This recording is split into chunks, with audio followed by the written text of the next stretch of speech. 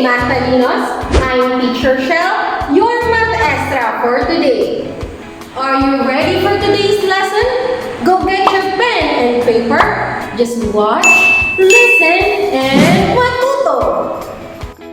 In this lesson, you're going to learn on how to divide simple fractions and mixed fractions. Before we go to our lesson, let us review multiplication of fractions on Math Balik.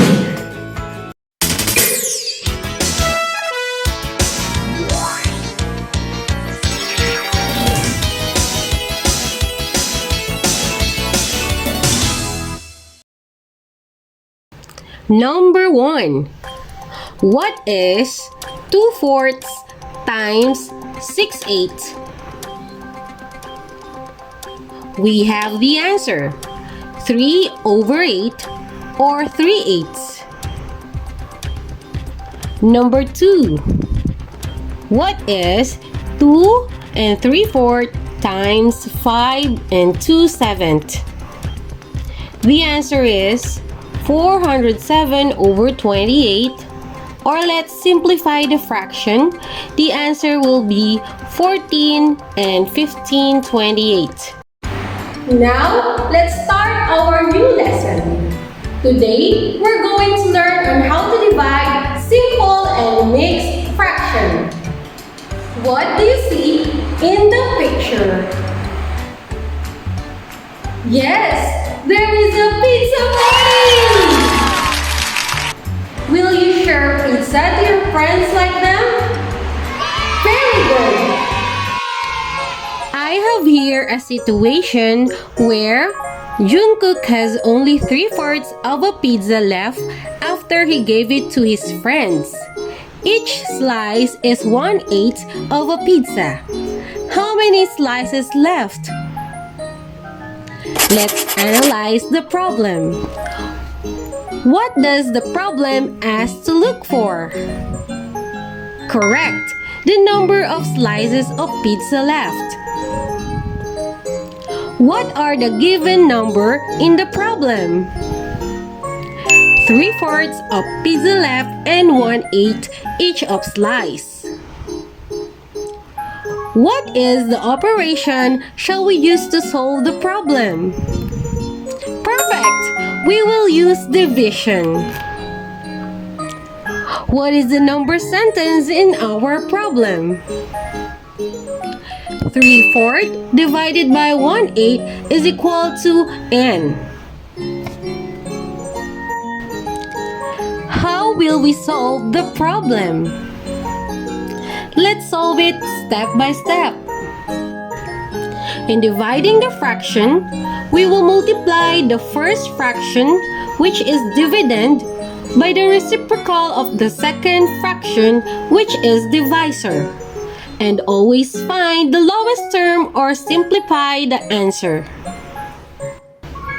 In getting the reciprocal of a fraction, we will just flip it. If we have a whole number, write it first in fraction. For example, our whole number is 7. Rename it to the fraction by using 1 as the denominator. Our fraction is 7/1.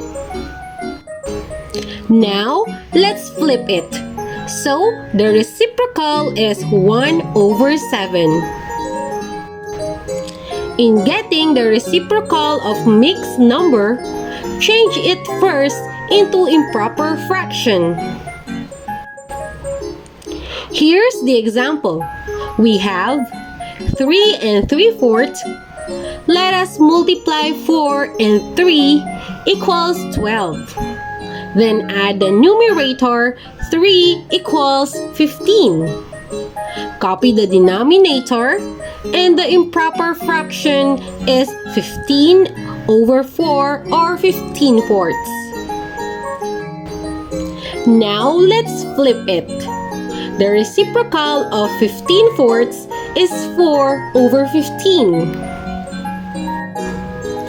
To make it simple, just remember to keep, change, and flip. Let's apply it to our equation. 3/4 divided by 1/8 is equal to n. Let's keep the 3/4, then change the division sign to multiplication sign. We will flip the divisor to get the reciprocal. The reciprocal of 1/8 is 8/1. Now follow the steps in multiplying the fraction. 3 multiplied by 8 is equal to 24. 4 multiplied by 1 is equal to 4. The answer is 24/4. We see that it is an improper fraction. Let's divide 24 by 4 and the answer is 6. There are 6 slices left in Jungkook's pizza. Just remember the KCF. Keep, change, and flip.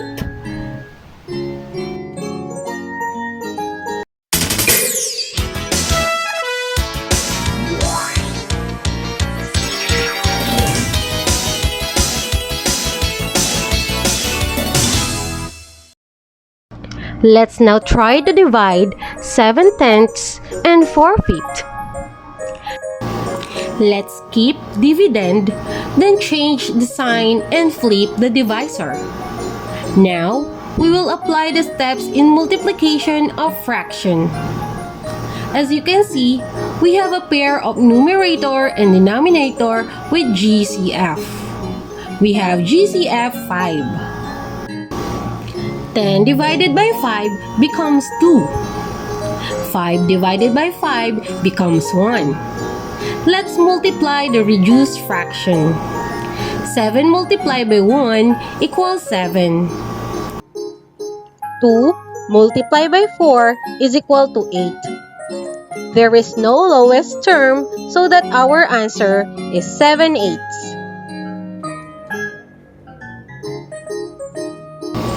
Next, we will divide mixed fraction. Here's our given. 5 1/2 divided by 3 4/8. First, we need to change mixed fraction to improper fraction. Let's change first the dividend. 2 multiplied to 5 equals 10. Then add 1 equals 11. Copy the denominator. Our fraction is 11/2 or 11/2. Next, the divisor. 8 multiplied by 3 equals 24. Then add 4 equals 28. Copy the denominator. The answer is 28/8. Now let's apply the KCF. Let's keep 11/2, then change division sign into multiplication sign. Now, let's flip the divisor. 28/8 becomes 8/28. We can see that there is a pair of numerator and denominator with GCF 2. 2 divided by 2 becomes 1. 8 divided by 2 becomes 4. We can now apply the steps in multiplication of fraction. Multiply the numerator. 11 multiplied by 4 equals 44. Now the divisor. 1 multiplied by 28 equals 28. The answer is 44/28. And we can get the lowest term by their greatest common factor, 4. So the answer is 11/7 or 1 4/7. Next example is dividing fraction by whole number. What is the quotient of 3/4 divided by 4? Step 1. Keep the divisor 3/4. Step 2. Change the division sign into multiplication sign. Step 3. Flip the divisor. Let's rename 4 by writing 1 as the denominator. 4 over 1 becomes 1/4. Step 4. Now let's apply the steps in multiplying fractions. 3 multiplied by 1 equals 3. 4 multiplied by 4 equals 16. Do we have lowest term in our answer? No. So the answer is 3 over 16. Alright. Now you already know the steps on how to divide fractions. Again, we need to remember that in dividing simple and mixed fraction, we always multiply the first fraction by the reciprocal of second fraction.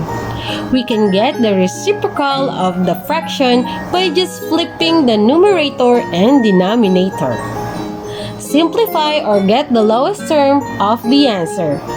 Just remember our KCF. Keep, change, and flip.